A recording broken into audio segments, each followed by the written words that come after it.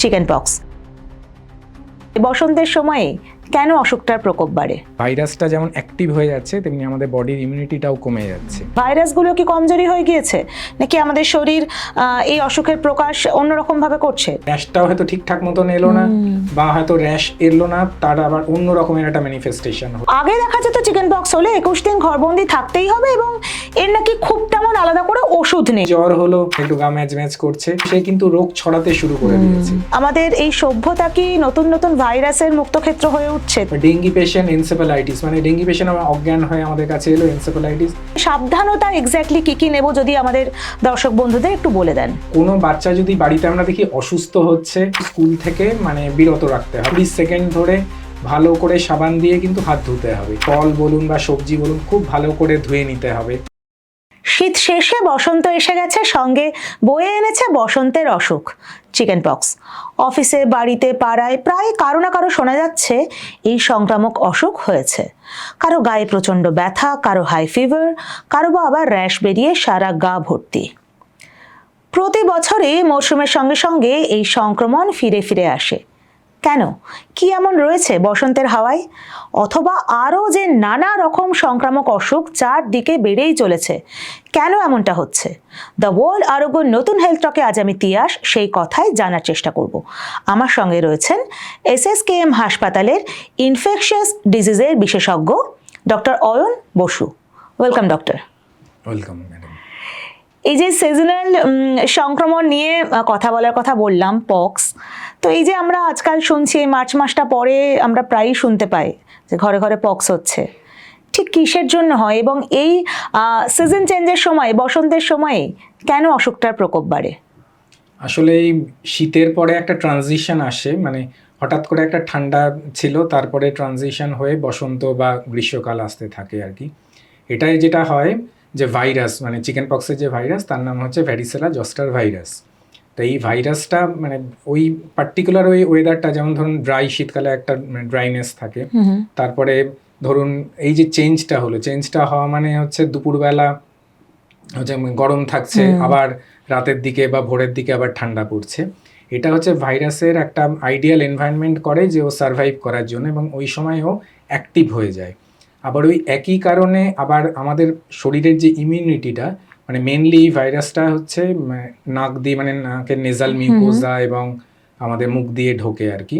তা ওই যে ওখানে আমাদের একটা ইমিউনিটি আছে, ওখানকার ইমিউনিটি আমাদের কমে যায় আর কি এই যে ট্রানজিশনটার জন্য। মানে শীত চলে গেল, আস্তে আস্তে বসন্ত আসছে বা গ্রীষ্ম আসতে শুরু হচ্ছে, এই যে ওয়েদারের ট্রানজিশনটার জন্য ভাইরাসটা যেমন অ্যাক্টিভ হয়ে যাচ্ছে তেমনি আমাদের বডির ইমিউনিটিটাও কমে যাচ্ছে। তখন একটা ভাইরাসের মানে অ্যাডভান্টেজ হয়ে যায় যে আমাদের শরীরে ঢোকার জন্য।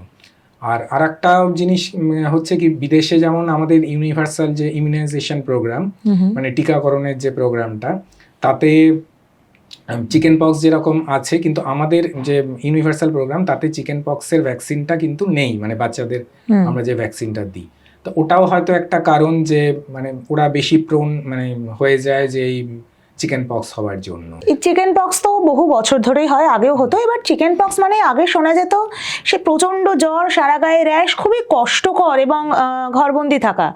এখন কিন্তু দেখা যাচ্ছে চিকেন পক্স এত মানুষের যে হচ্ছে, সবে যে ওই তীব্র কামড় বসাচ্ছে তা নয়। কারোর র্যাশ অনেক কম, কারো জ্বর প্রায় নেই বললেই চলে, হয়তো হালকা ব্যথা রয়েছে। এই যে মানুষের অসুখের তীব্রতাটা কমে এসছে, এটা কি সংকেত দিচ্ছে? ভাইরাসগুলো কি কমজোরি হয়ে গিয়েছে নাকি আমাদের শরীর এই অসুখের প্রকাশ অন্যরকম ভাবে করছে? ঠিক কেন এই পরিবর্তনটা? এখন দেখা যাচ্ছে আমাদের যত দিন পাল্টাচ্ছে, প্রত্যেকটা ভাইরাস বা প্রত্যেকটা ব্যাকটেরিয়া, মানে প্রত্যেকটা জীবাণুরই গতি প্রকৃতি কিছু চেঞ্জ হচ্ছে। সেটা হয়তো তার রোগেরও কিছু চেঞ্জ হয়ে যাচ্ছে, বা ভাইরাস বা ব্যাকটেরিয়া মানে যে ইনফেকশনটা তারও কিছু চেঞ্জ হচ্ছে। আগে আপনি ঠিক যেটা বললেন আর কি, যে একটা টিপিক্যাল প্রোড্রোমাল ফেজ থাকে, মানে ধরুন জ্বর আসার আগে একটা মানে র্যাশ বেরোনোর আগে যে জ্বর বা গায়ে ব্যথা বা একটা অলসতা ওরকম আসে, সেইটা কিন্তু, এবং তারপরে যে চিকেন পক্সের টিপিক্যাল র্যাশ, যেটাকে আমরা ভেসিকুলার র্যাশ বলি, মানে জলপূর্ণ ফুসকুড়ির মতন যে র্যাশগুলো, এবং সেটা হচ্ছে মাল্টিপল স্টেজে থাকতে পারে। মানে কখনো হচ্ছে শুধু একটা ফুসকুড়ি হলো, তারপরে জলপূর্ণ ফুসকুড়ি হলো, এগুলো বিভিন্ন স্টেজের মধ্যে অ্যাপিয়ার করে এবং হয়তো কয়েকশো কয়েক হাজার ওরকম অ্যাপিয়ার করে আর কি। কিন্তু এখন দেখা যাচ্ছে যে ইদানিংকালে মানে সেটা হয়তো হতে পারে যে বাচ্চা ভ্যাকসিন নিয়ে নিচ্ছে, ভ্যাকসিনও যে 100% প্রোটেক্টিভ তা না, মানে তারও কিছু কিছু পোর্শনে আবার হয়তো কোনো কোনো কোনো বাচ্চার হয়তো চিকেন পক্স হয়েও যেতে পারে। কাজে কিছু ভ্যাকসিনেটেড বাচ্চা বা হয়তো অ্যাডাল্টের তাদের কিন্তু চিকেন পক্স মানে বাচ্চাদের টিপিক্যাল যে চিকেন পক্স সেরকম কিন্তু হয় না।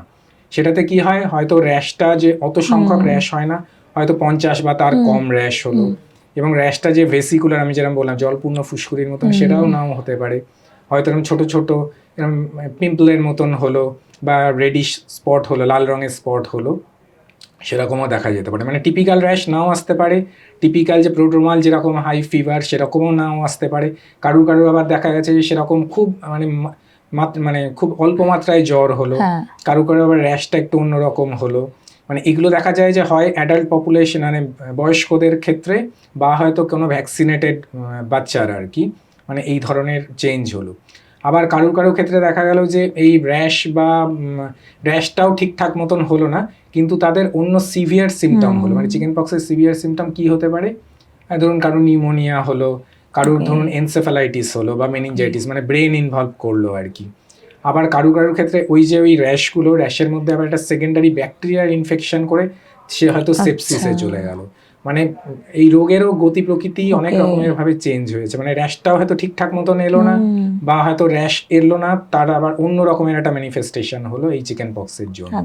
আবার কারো ক্ষেত্রে এই প্রোড্রোমাল স্টেজটাই, মানে ধরুন জ্বরটাই প্রচণ্ড জ্বর হলো, প্রচণ্ড গায়ে ব্যথা, যেগুলো ইউজুয়ালি বাচ্চাদের মাইল্ড হয়, এগুলো যেমন অ্যাডাল্টেরও হতে পারে, বা কোনো ক্ষেত্রে যাদের ইমিউনিটি কম কাদের, মানে ধরুন ক্যান্সার পেশেন্ট হতে পারে, যাদের ধরুন কেমোথেরাপি বা রেডিওথেরাপি চলছে, বা হচ্ছে অন্য কোনো কারণে ইমিউনিটি কম, ধরুন তার স্টেরয়েড চলছে, বা হয়তো ইমিউনো ডেফিশিয়েন্ট কন্ডিশন যেমন HIV বা ওই জাতীয় লোকেদের, বা কারোর ডায়াবেটিস আছে, ক্রনিক কিডনি ডিজিজ, তাদের ক্ষেত্রে এরকম আলাদা রোগের ম্যানিফেস্টেশন দেখা যেতে পারে। মানে চিকেন পক্সের প্রকোপ হয়তো অনেকটা কমে গিয়েছে, কিন্তু তার সঙ্গে জড়িয়ে থাকা অনেক জটিলতা আসতে পারে, জটিলতাগুলো বেশি হবে আর কি। মানে অ্যাডাল্ট পপুলেশনে বাচ্চারা হয়তো একটু সেফ থাকবে দেন অ্যাডাল্ট পপুলেশন, অ্যাডাল্টের জটিলতা বেশি হতে পারে, এবং যারা এই বললাম ইমিউনো কম্প্রোমাইজ তাদের আরো সিভিয়ার চিকেন পক্স, মানে যেগুলো খারাপ, মানে ধরুন নিউমোনিয়া, এনসেফালাইটিস, বা হচ্ছে যেটা বললাম একদমই তাই, আরো সাংঘাতিক ধরনেরও হতে পারে।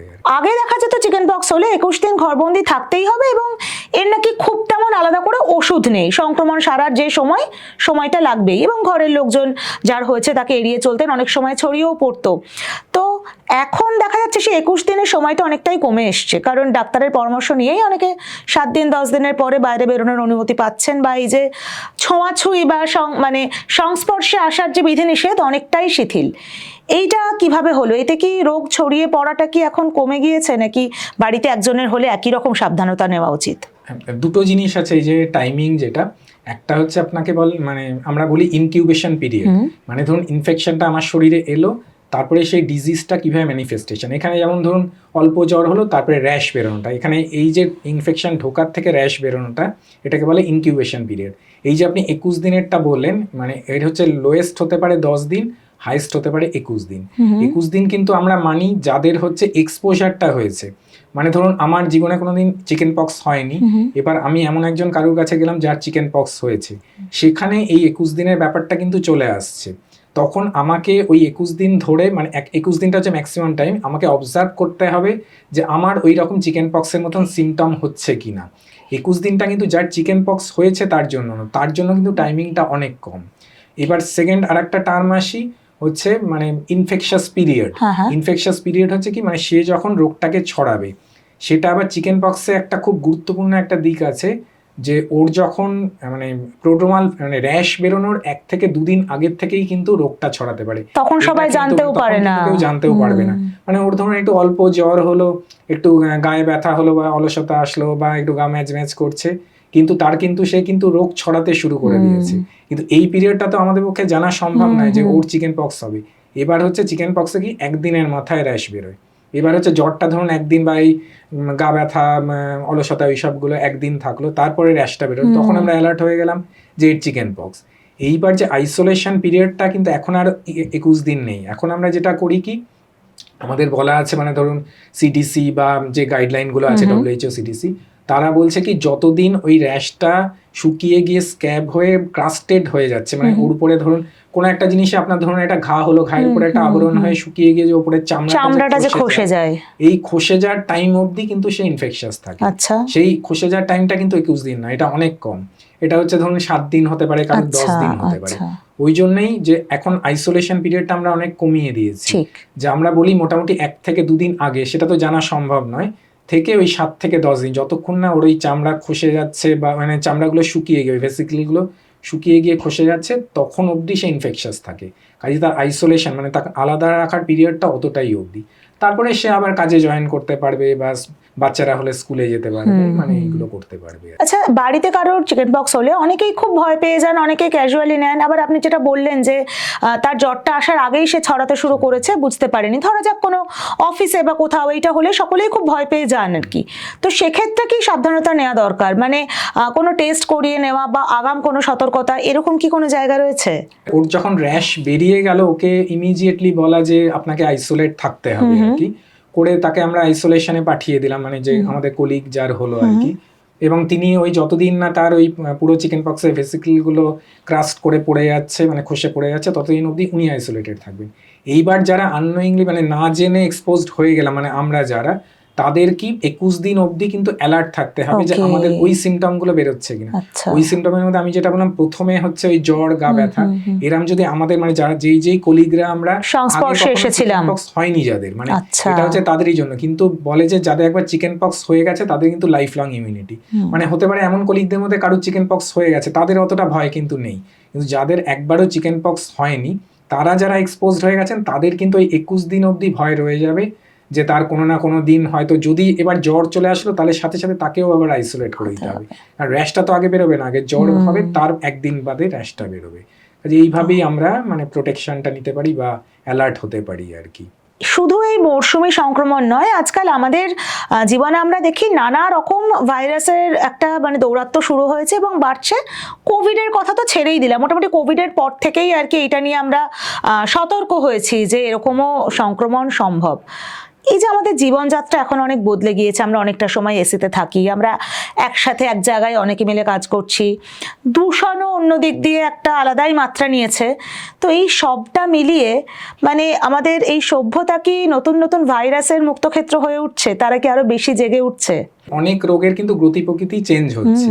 এই যে আপনি বলেন যে এই যে ক্লোজড একটা জায়গায় আমরা এতজন থাকছি, সেটাতে একাধারে যেমন এই রেসপিরেটরি ইলনেস, আপনি যেমন আজকে টপিক রেখেছেন চিকেন পক্স, এছাড়াও কিন্তু অনেক রেসপিরেটরি ভাইরাস, মানে ধরুন ইনফ্লুয়েঞ্জা, সিজনাল ইনফ্লুয়েঞ্জা যেটা, বা হচ্ছে কমন কোল্ড, এগুলো কিন্তু খুব তাড়াতাড়ি এই ক্লোজড জায়গায় ছড়িয়ে পড়তে পারে। এবং আমরা এই ইনফেকশাস ডিজিজ যারা প্র্যাকটিস করি বা নিয়ে আছি, তারা কিন্তু রিসেন্টলি দেখছে আরেকটা জিনিস, টিউবারকুলোসিস, মানে টিবি কিন্তু প্রচন্ডভাবে বাড়ছে।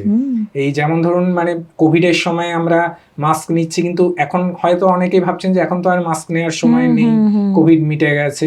কিন্তু এখন যেই জিনিসটা আমরা প্রায়শই পাচ্ছি এবং অনেক ভালো ভালো ফ্যামিলিতে আমরা পাচ্ছি, যে টিউবারকুলোসিস, এবং টিউবারকুলোসিসে এখন ড্রাগ রেজিস্ট্যান্ট টিউবারকুলোসিস আমরা কিন্তু পাচ্ছি। মানে নর্মাল আমাদের অনেক ডাক্তার বন্ধুরাও কিন্তু টিউবারকুলোসিসে এফেক্টেড হয়ে যাচ্ছে।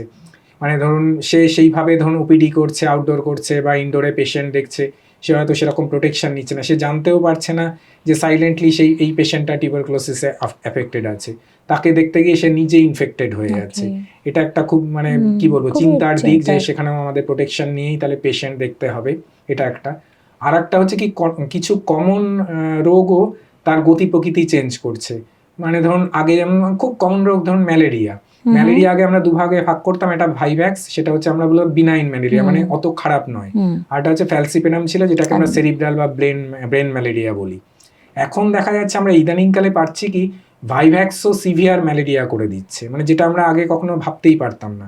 এবং আমাদেরই SSKM হসপিটালে আমরা গত 2 বছর ধরে দেখছি যে সিভিয়ার ভাইভ্যাক্স ম্যালেরিয়া আমরা প্রচন্ড কেস পাচ্ছি। ইভেন ওয়েস্ট বেঙ্গলে আমরা দেখেছি ফ্যালসিপেরাম থেকে কিন্তু ভাইভ্যাক্স আস্তে আস্তে বাড়ছে এবং সিভিয়ারিটিও করছে। ঠিক আছে, তারপরে আমরা ডেঙ্গিও 2 বছর আগে পেয়েছিলাম। মানে ডেঙ্গি মানে কি জ্বর, গায়ে ব্যথা, এগুলো। কিন্তু আমরা 2 বছর আগে কিছু পেয়েছিলাম, ডেঙ্গি পেশেন্ট প্যানক্রিয়াটাইটিস নিয়ে আসছে, মানে যা আমরা ভাবতেও পারতাম না। বা ডেঙ্গি পেশেন্ট এনসেফালাইটিস, মানে ডেঙ্গি পেশেন্ট আমার অজ্ঞান হয়ে আমাদের কাছে এলো, এনসেফালাইটিস। আমরা মেনিনজাইটিস ভাবছি, পরে দেখা গেল যে তার হিস্ট্রি নিতে গিয়ে তার গায়ে ব্যথা ছিল, ডেঙ্গি টেস্ট পজিটিভ বেরোলো। কাজেই একদিকে যেমন আমাদের এই যে সভ্যতা, যত মানুষ সভ্য হচ্ছে, যত আমরা আধুনিক হচ্ছি, তার সাথে যেমন রোগও বাড়ছে ওই আধুনিকতার জন্য, আর কিছু কিছু সময় রোগের গতি প্রকৃতিও ওইভাবেই চেঞ্জ হচ্ছে। তাহলে এই আপনার কথাতেই উঠে এলো, একদিকে আমাদের বাতাসে অনেক ভাইরাস ঘুরে বেড়াচ্ছে, একদিকে মশামাছি থেকে সংক্রমণ ছড়াচ্ছে, অন্যদিকে কোনো কোনো ক্ষেত্রে স্পর্শ বিপজ্জনক হয়ে উঠছে আমাদের নিজেদের অজান্তেই। এই যে এতগুলো সংক্রমণের ভয় এখন চারপাশে বেড়ে গেছে, এবং সবচেয়ে ভয়ঙ্কর এই যে ফেটালিটি অনেক বেড়ে যাচ্ছে, আপনি বলছেন গতি প্রকৃতি বদলে যাচ্ছে। তো আমাদের জেনারেল সাবধানতা বড়দের এবং বাচ্চাদের ক্যাটেগরিক্যালি কি হওয়া উচিত? কারণ কাজে তো আমাদের বেরোতে হবেই, মেলামেশা করতেই হবে, মশাও আমাদের কামড়াবে এই নাগরিক জীবনে। তো আমরা তাহলে সাবধানতা এক্স্যাক্টলি কি কি নেব, যদি আমাদের দর্শক বন্ধুদের একটু বলে দেন। কোনো বাচ্চা যদি বাড়িতে আমরা দেখি অসুস্থ হচ্ছে, তার বাবা মারা কিন্তু সেই অসুস্থ অবস্থাতেই তাদেরকে স্কুলে পাঠিয়ে দেন। এই জিনিসটা কিন্তু আমি বাবা মাদের বলবো একদমই করবেন না। মানে বাচ্চা যদি দেখা যায় যে সর্দি কাশি লেগেছে, সে যতই ছোটোখাটো হোক, তাকে কিন্তু স্কুল থেকে মানে বিরত রাখতে হবে, তাকে আইসোলেট রাখতে হবে। কাজে ওইভাবেই, কারণ বাচ্চারা তো আর অত বুঝবে না, একে অন্যের সাথে মেলামেশা করবে, ওইভাবে একটা রোগ ছড়াবে। ইভেন আমার নিজের মেয়েও স্কুলে যখন আমি দেওয়া শুরু করলাম, দেখা গেল যে সে বিভিন্ন রকম রেসপিরেটরি ইলনেসে ভুগতে লেগে গেল আর কি। ইভেন 1 মাসে তার 2-3বারও জ্বর হয়েছে। এটা গেল বাচ্চাদের দিকে।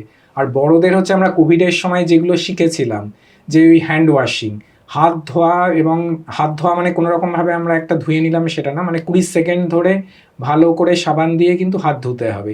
সেটা ধরুন আমরা বাইরের থেকে ঘরে আসলাম, খাবার খাওয়ার আগে তো অবশ্যই ভালো করে হাত ধুতে হবে।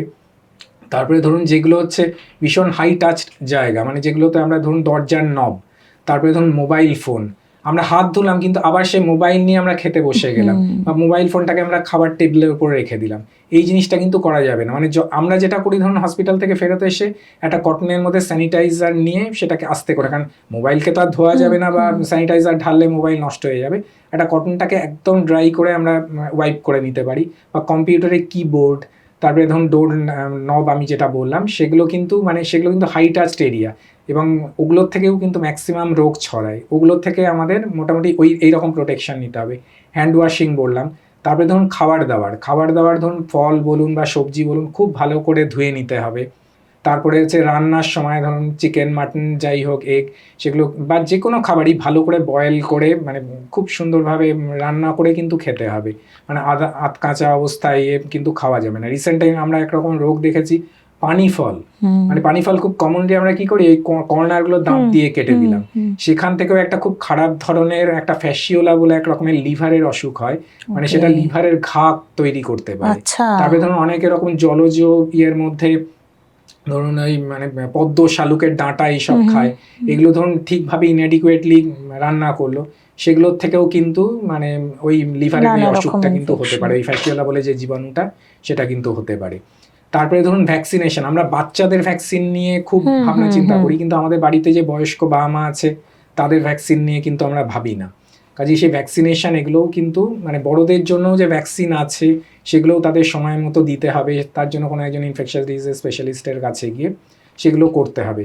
তাহলে হ্যান্ড ওয়াশিং, এবং তারপরে ধরুন আমরা দেখলাম কি আমাদের কোনো একজন কলিগের সর্দি কাশি লেগেছে, তার সাথে কিন্তু তখন ডিস্ট্যান্স মেনটেন আমাদের করতেই হবে। যে তখন দরকার হলে আমরা একটা মাস্ক পরে যাব, বা সেই কলিগকে বলবো যে তুমি মাস্ক পরো, বা তার থেকে যতটা, কারণ আমি যেটা বললাম যে টিবি এখন বাড়ছে, যদিও কোভিড এখন নেই বা ইনফ্লুয়েঞ্জা হচ্ছে একটা সিজন ধরে, কিন্তু টিবি কিন্তু সারা বছর ধরে আমাদের ইন্ডিয়ান পপুলেশনে কিন্তু হয়েই চলেছে। কাজে এই প্রোটেকশনগুলো হয়তো ছোট ছোট, এগুলো আমরা জানি, কিন্তু এগুলো মেনটেন করতে হবে। তারপরে ধরুন মশার জন্য মসকিটো নেট ইউজ করতে হবে, আমরা প্রচুর ম্যালেরিয়া কেসও পাচ্ছি আমাদের ইনফেকশাস ডিজিজ ওয়ার্ডে। তারপরে ধরুন পর্যাপ্ত, যেরকম বললাম খাবার দাবার, একটা ব্যালেন্স ডায়েট খেতে হবে, ডেইলি একটা করে ফল খেতে হবে। ঘুমটাও কিন্তু খুব ইম্পর্টেন্ট। আমাদের এখন কি প্রচণ্ড হেকটিক লাইফস্টাইল, এমন অনেক মানুষ পাই যাদের রাতের দিকে মানে ঠিকমতো ঘুমও হয় না 3-4 ঘন্টা। মোটামুটি অ্যাডাল্টের জন্য কিন্তু 6 থেকে 7 ঘন্টা একদম টানা ঘুম কিন্তু দরকার, আর বাচ্চাদের জন্য 10 থেকে 12 ঘন্টা ঘুম। তারপরে ধরুন এক্সারসাইজ বলুন, ডেইলি হাফ অ্যান আওয়ার করে যদি আমরা এক্সারসাইজ করতে পারি, সেটা আমাদের বডির ইমিউনিটি বুস্ট আপ করবে। প্রাণায়াম করতে পারি, মানে এগুলো সব কিছুই হচ্ছে আমাদের বডি ইমিউনিটি বাড়াবে, এবং এই যে মানে যে আকাশে বাতাসে যে ইনফেকশনের রোগগুলো আছে এগুলোর থেকে আমাদের কিন্তু প্রোটেক্ট করবে। এই যে আপনি টিবির কথাটা বারবার বলছেন, আগে একটা ধারণা ছিল টিবি মানেই যারা একটু গরিব মানুষ, যারা খাওয়া দাওয়া ঠিক করে না, মানে অপুষ্টির সঙ্গে টিবির একটা সম্পর্ক ছিল, হ্যাঁ, এবং সেটা বলা হতো আর কি যে খাওয়া দাওয়া একেবারেই যারা করতে পারে না, কিন্তু এখন কিন্তু মানে সব রকম লেভেলের পপুলেশনেই কিন্তু টিউবারকুলোসিস, আমি যেমন বললাম আমাদের ডাক্তার বন্ধুদের মধ্যেও কিন্তু টিউবারকুলোসিস আছে, এবং মানে খুব খারাপ জিনিস আমাদের 1-2 ডাক্তার বন্ধুও আছেন যাদের মাল্টি ড্রাগ রেজিস্ট্যান্ট টিউবারকুলোসিস হয়েছে আর কি। মানে এটা বলাটা ঠিক নয়, মানে আমি একজন খুব হাই প্রোফাইল মানে মানুষ আছেন, উনি একজন অ্যাডমিনিস্ট্রেশনের হেড, তার মার হচ্ছে টিউবারকুলোসিস হয়েছে এবং স্পুটাম পজিটিভ টিউবারকুলোসিস। তার কিভাবে হলো, তার হচ্ছে যে অ্যাটেন্ডেন্ট আমরা যাকে রেখেছিলাম, মানে ওই যে বললাম যে আমাদের সবসময় অ্যালার্ট থাকতে হবে যে আমি যাকে রাখলাম মাকে দেখাশোনা করার জন্য সেই মানুষটার রোগ নেই তো, কাজে তার মা তো নিশ্চয়ই অপুষ্টিতে ভুগছেন না, কিন্তু তার মায়ের কি ডায়াবেটিস, মানে এই যে আরেকটা গ্রুপ আছেন কোমরবিডিটি, মানে ধরুন এজেড পার্সন যিনি মানে যার ধরুন ডায়াবেটিস আছে, ক্রনিক কিডনি ডিজিজ আছে বা ক্রনিক হার্ট ডিজিজ আছে, লিভার ডিজিজ আছে, এরাও কিন্তু প্রোন এই ইনফেকশাস ডিজিজগুলোর জন্য। ঠিক আছে, কাজে এই সব মানুষগুলোকেও কিন্তু আমাদের খুব সাবধানে রাখতে হবে। ঠিক ঠিক। বড়দের ভ্যাকসিনটা যদি একটু বলে দেন যে বড়রা বা প্রাপ্তবয়স্করা কোন কোন সময়ে কি কি ভ্যাকসিন নিলে মোটামুটি সাধারণ সংক্রামক রোগ থেকে সুস্থ থাকতে পারেন। বড়দের যেমন মানে আমি দুটো ভ্যাকসিন তো একদম বলবোই, প্রচন্ড ইম্পর্টেন্ট, একটা হচ্ছে ইনফ্লুয়েঞ্জা আর একটা হচ্ছে নিউমোনিয়া মানে নিউমোকক্কাল। এটা কিন্তু আমার মনে হয় প্রত্যেক মানে বয়স্ক মানুষদের, কারণ এই দুটো রোগ কিন্তু সিভিয়ার হলে মানে ওনাদের মৃত্যু পর্যন্ত ঘটে যেতে পারে। কাজে ধরুন আফটার 50 বা আফটার 60-65 ইয়ার্স, সেটা আপনাদের মনে হয় কোনো একজন ইনফেকশাস ডিজিজের স্পেশালিস্টের পরামর্শ নিয়ে সেই ভ্যাকসিনগুলোকে দেয়া, কারণ সিজনাল যে ইনফ্লুয়েঞ্জাটা সেটা প্রত্যেক বছর কিন্তু আমাদের বাড়িতে যে বয়স্ক মানুষটা আছেন তাকে কিন্তু আমাদের দিয়ে যেতে হবে, মানে ইনফ্লুয়েঞ্জা যে ভ্যাকসিন। আর যেটা নিউমোকক্কাল যেটা ভ্যাকসিন আছে এখন আমাদের রিসেন্টলি একটা নতুন এসছে, তাতে জাস্ট একটা, আগে যেটা ছিল যে একটা দিলে 5 বছরের পরে আবার তাকে রিপিট করতে হতো, এখন একটা নিউমোনিয়া ভ্যাকসিন এসছে, সেটা হচ্ছে একটা দিলে আর লাইফ লং তাকে আর দেওয়ার দরকার নেই, মানে একটা নতুন। তা এই সবগুলো জানার জন্য কিন্তু আপনাকে সেই ইনফেকশাস ডিজিজ স্পেশালিস্টের কাছেও যেতে হবে। এই যে কোভিডের স্রোত এসেছিল, সেটা 2 দফায় এসে আবার কমে গেল, কিছুদিন আগে আমরা নিপার কথা শুনেছিলাম এবং নিপা অন্যান্য রাজ্যে বেশ কামড় বসিয়েছে, আমাদের রাজ্যেও এসে পৌঁছেছিল। তো সংক্রমণ আসে যায়, ওঠা পড়া একটা চলতেই থাকে, মানুষ হঠাৎ সচেতন হয়ে যায়, লকডাউন হয়ে যায়, ঘরবন্দি হয়ে যায়, আবার সবকিছু নর্মালও হয়ে যায়। এই ওঠা পড়ার মাঝে অসুখ আসে অসুখ যায়, এই যে ইনফেকশাস ডিজিজ যে চিকিৎসা ধারা আপনাদের যে বিভাগ ডিপার্টমেন্ট, তারা ঠিক কোন জায়গায় রয়েছে, তারা ঠিক কি প্রত্যক্ষ করছে? এই ইনফেকশাস ডিজিজ নিয়ে আমরা কি দেখছি কি, মানে কোন একটা প্যান্ডেমিক বা এপিডেমিক যখন হয় তখনই মনে পড়ে, হ্যাঁ, তখন হচ্ছে কি এত মিডিয়া কভারেজ হয় বা এত এই যে ধরুন ফেসবুক হোয়াটসঅ্যাপ এই সবে মানে কি করতে হবে কি করতে হবে না সেটা নিয়ে মানুষ এসে ভীষণ মানে বিদ্যান মানে দিগ্গজ জ্ঞান হয়ে যায়, কিন্তু এটা যখন চলে যায় আবার মানুষ আস্তে আস্তে সে পুরনো অবস্থায় ফেরত চলে যায়।